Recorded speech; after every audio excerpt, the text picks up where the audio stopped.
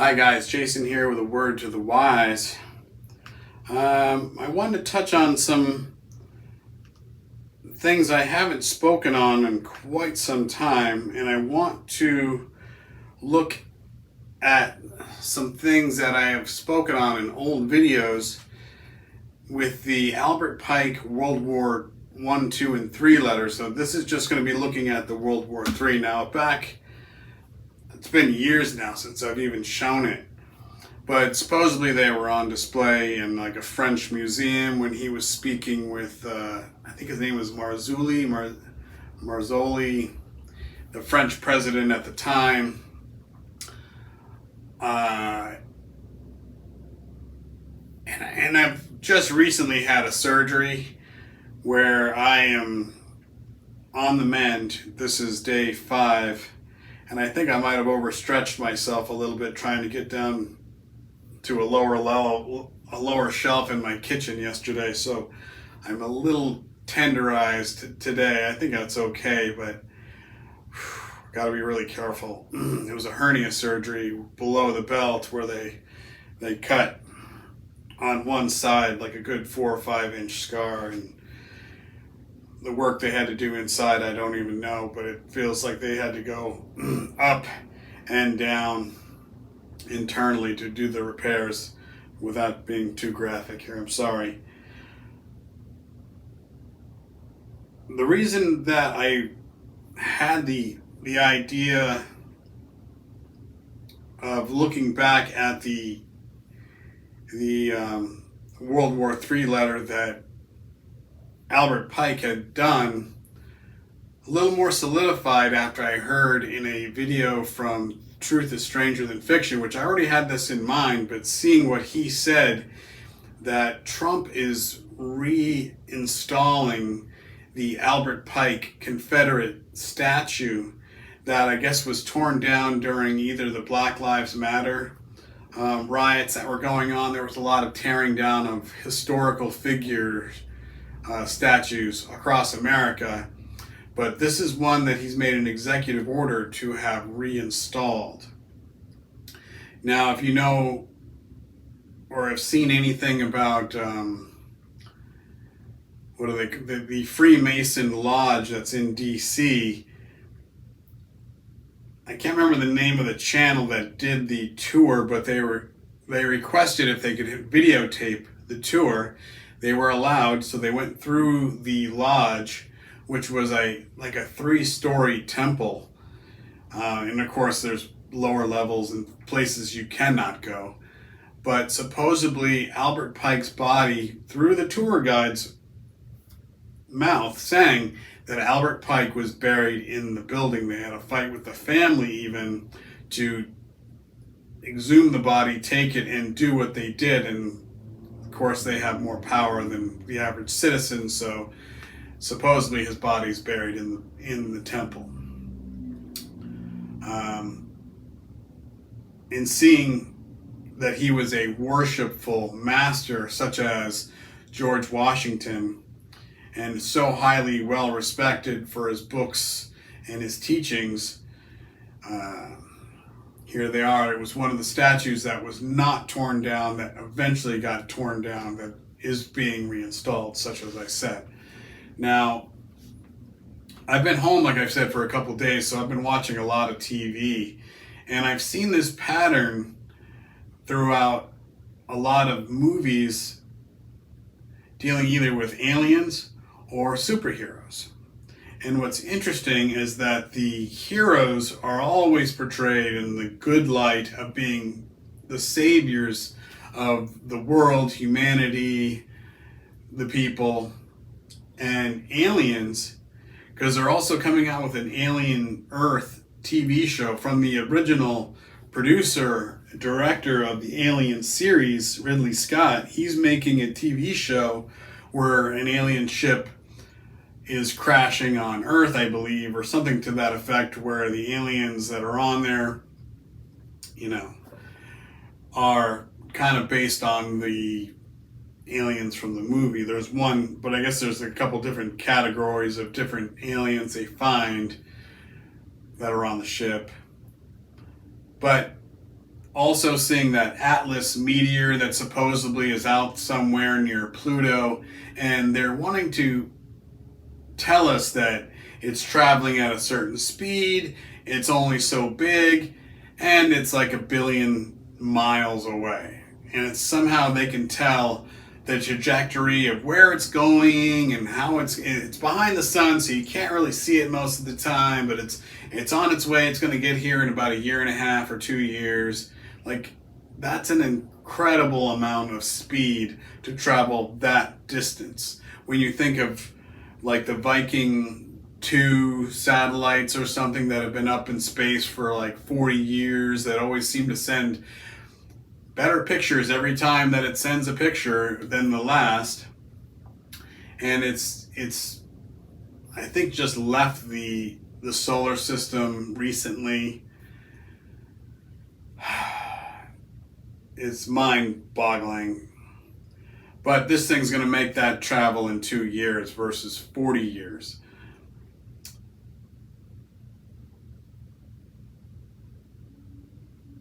What I want to look at mainly is the current state of the world and just run through the letter that Albert Pike had written for what is necessary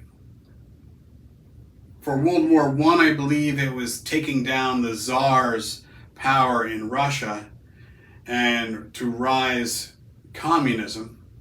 And then World War II was to take down the communism and rise the Zionist state in Israel.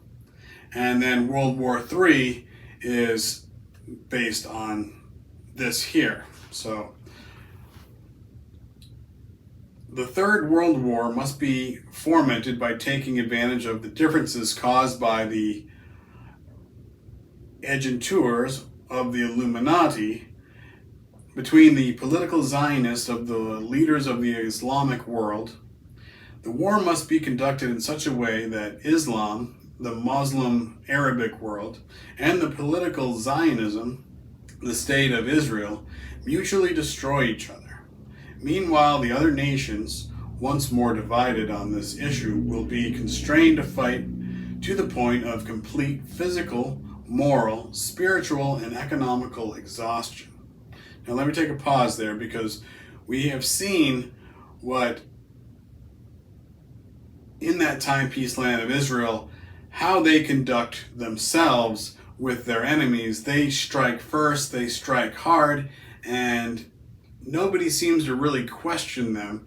And then we had the October 7th scenario, and now they're battling more directly with Iran, their main opponent, which in the past it's always dealing with the terrorist groups funded by Iran, which I don't fully understand, because if their army is funded by Iran and terrorist groups are funded by Iran, you're kind of dealing with that country anyway. If they're going to take funding and all that kind of stuff, I'm sure they take a little bit of direction in Zoom calls or board meetings or whatever they do to communicate. You know, oh, well, just take this money and do as you guys feel free to. Not any kind of direction we want you to take if we give you this money. You see what I mean? So, let me switch off my battery saver because it keeps killing my screen here. So, now continuing in the letter, and also looking at the last 4 years dealing with the Biden administration, the physical, moral, spiritual, and economical exhaustion has really run rampant, I think. Moral, especially, you know, what is a woman kind of scenarios, you know, the pronouns, the rainbow brigades, the, you know, dealing with the bug situation, the C-19 that has had many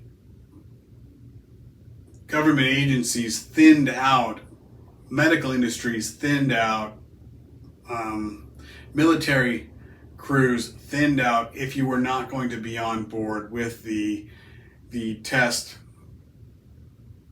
dose program.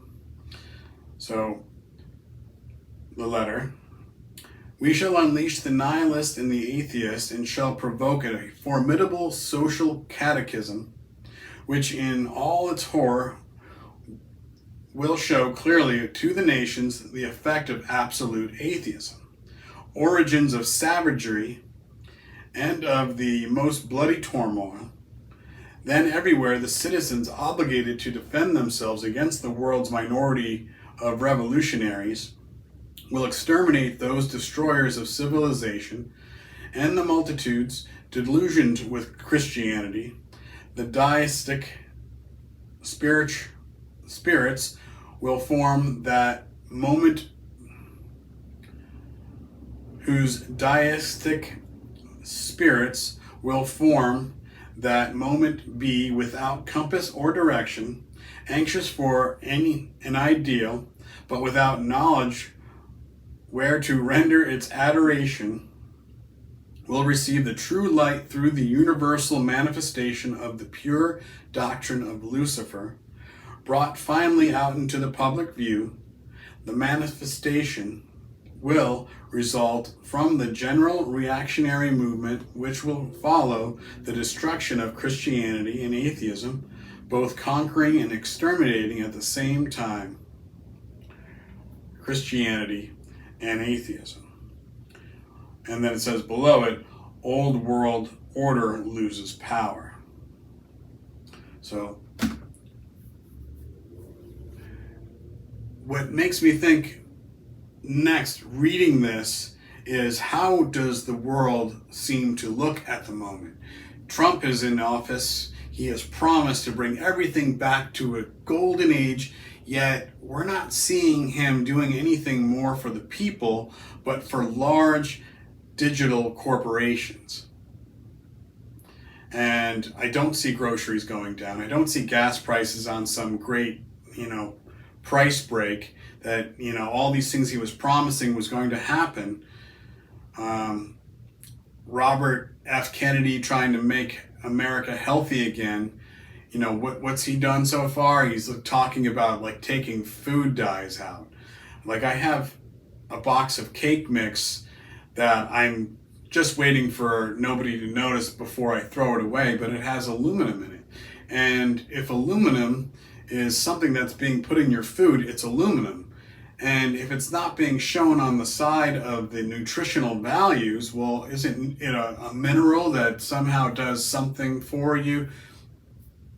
No, not at all.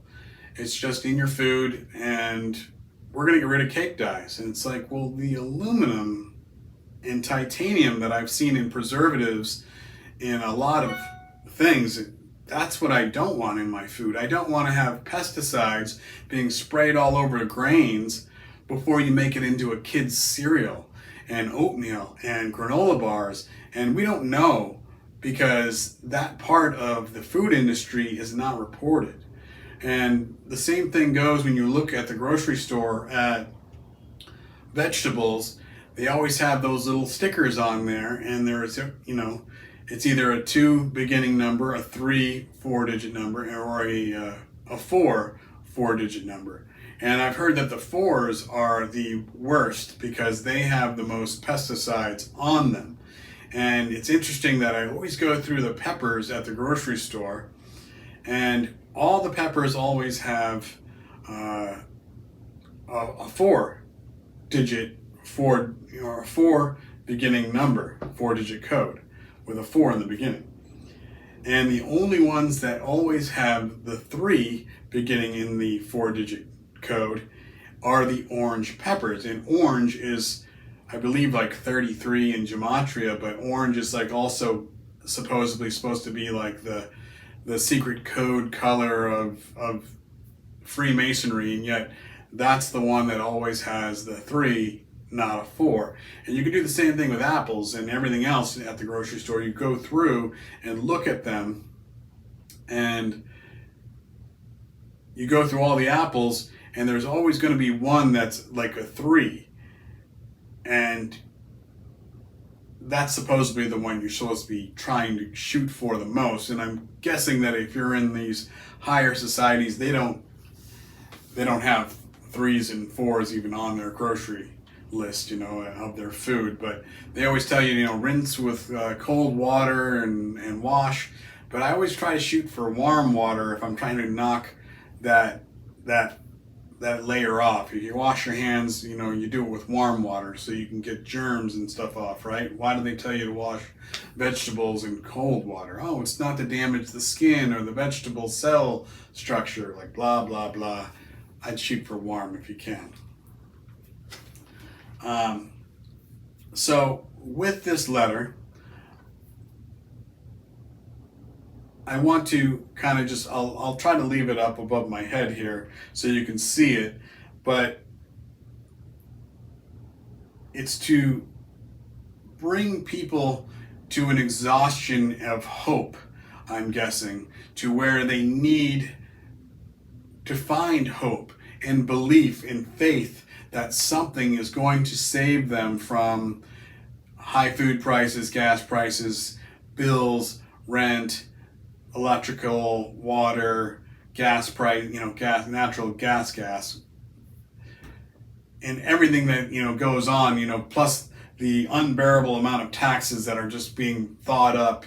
I thought I saw something on Carl Vernon, and it was a food receipt, and it had $1.25 tacked on for like a carbon-free option, which I don't know what that meant for the food, but so I want to just dive into a few scriptures that make me think of what could also be mirroring this. Not to say that this letter by Albert Pike is divine in some way where it's reflecting biblical scripture. But if this is something that man came up with to find a way of fighting against God or to control the world, which is not for man to be trying to do, I can see a couple different things. So I'm going to go to 2 Thessalonians chapter 2. I think I can always start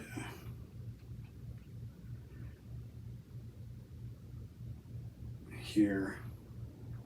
So I'm going to start at verse 3, and I'll just read down as far as I feel, and I'll try to keep it up here for you guys to see. You can cross-reference, as I read. So verse 3, "Let no one deceive you in any way, for that day will not come unless the rebellion comes first. The man of lawlessness is revealed, the son of destruction, who opposes and exalts himself against every so-called God or object of worship, so that he takes his seat in the temple of God, proclaiming himself to be God. Do you not remember that when I was still with you, I told you these things? And you know what is restraining him now, so that he may be revealed in his time. For the mystery of lawlessness is already at work, and you know what is restraining him now." So let's go to the next line here. "And then the lawlessness..." So, "Only he who now restrains it will do so until he is out of the way. And then the lawless one will be revealed, whom the Lord Jesus will kill with the breath of his mouth and bring to nothing by the appearance of his coming. The coming of the lawless one is by the activity of Satan, with all power and false signs and wonders, and with all wicked deception for those who are perishing, because they refuse to love the truth and be saved. Therefore God sends them a strong delusion, so that they may believe what is false, in order that all may be condemned who did not believe the truth, but had pleasure in unrighteousness." Now that ends perfectly on this page. So, looking at the Albert Pike letter, the exhaustion that the world is going to be brought to, and people looking for hope, something faith-based that they can believe in, and looking at the men of the world that want to be worshipped or to rule with power and be worshipped, or just keep everybody out of their way below them while they are the alpha class and everybody else is below them, not privy to the truth, to the health, to the things that they will have and that nobody else will be able to get. But the rebellion it speaks of here, for that day will not come unless the rebellion comes first, and where the world is fighting amongst itself, I can only guess, and they are rebelling against Christianity, against Jesus, against the Bible, and it's no longer acceptable in society because obviously it's failed. And once they start talking about aliens and superhumans and things like that possibly coming, if aliens show up on the scene or something is, scary enough to where people are worried about what is possibly coming from space, which I don't believe is happening at all. It's just some way of just trapping people into some false beliefs. And then you have somebody, popping up out of the woodwork that is able to stop them, to save the planet, to save the people, to give them hope.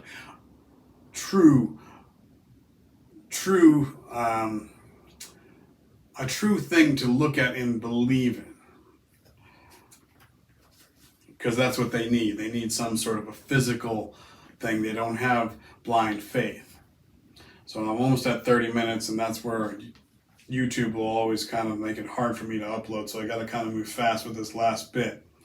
So Revelation 17, I feel, is also something that's very similar to this whole scenario in the Albert Pike letter.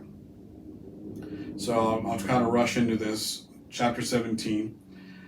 Come, I will show you the judgment of the great prostitute who is seated on many waters, with whom the kings of the earth have committed sexual immorality with, and with the wine of whose sexual immorality the dwellers of the earth have become drunk.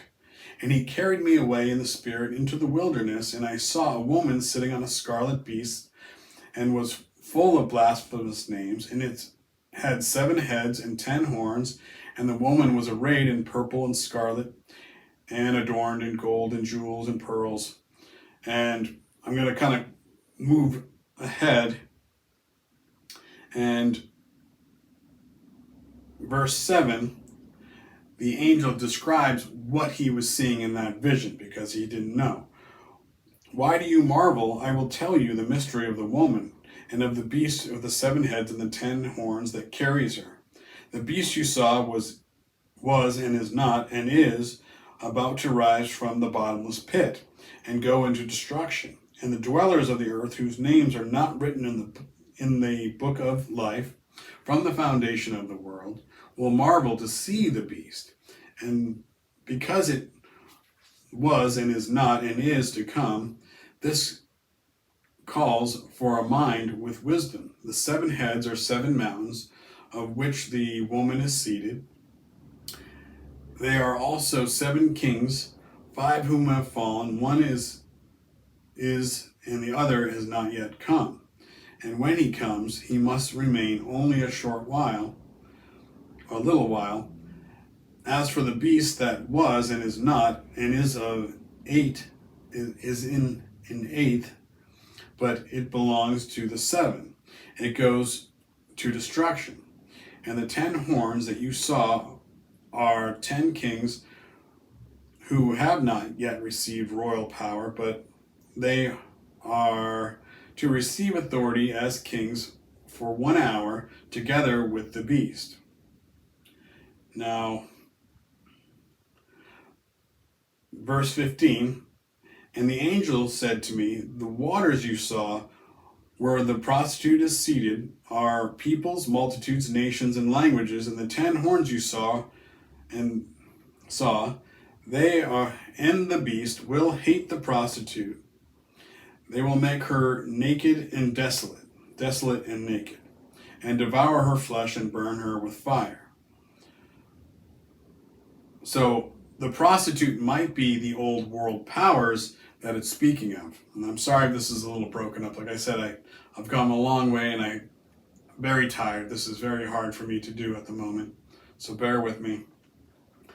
But the waters, and when you go into the trumpets and the bowls, you see that the waters are affected by the second and the third trumpets affect the water. And I've always wondered that, and I've speculated, like, are those waters the peoples, nations, tongues, and multitudes of the earth? And what better way than to have that eighth kingdom, that eighth king, be like a Trump figure, somebody who got taken down after their short period and then has come back. And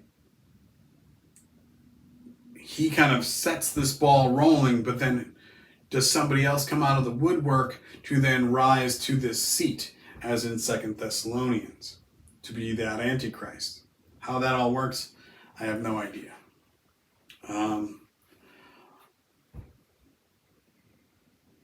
Like I said, just reading this letter and keeping it in mind as the months and weeks and years roll on, do we see this exhaustion of all these different grades of things being thinned out, being exhausted, where people, they literally rebel, they fight back, and then if you're not being faithful in this walk to where you believe that this is all happening for a purpose, for judgment to come upon the world, but yet the world is trying to get you to be a part of their sin.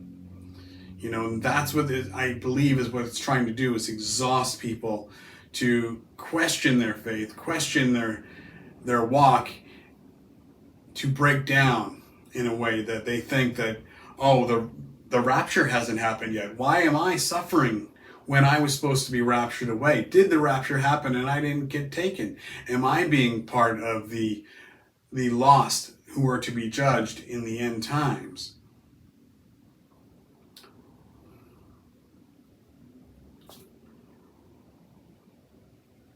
I believe it's a numbers game, and the devil wants to get as many people to be lost before that time comes. And I think that's mainly what it is, and it comes down to. He knows he's lost. He knows he's going to lose. But if he can score as many points before the end of the game, he will. So just a word of the wise, guys. God bless.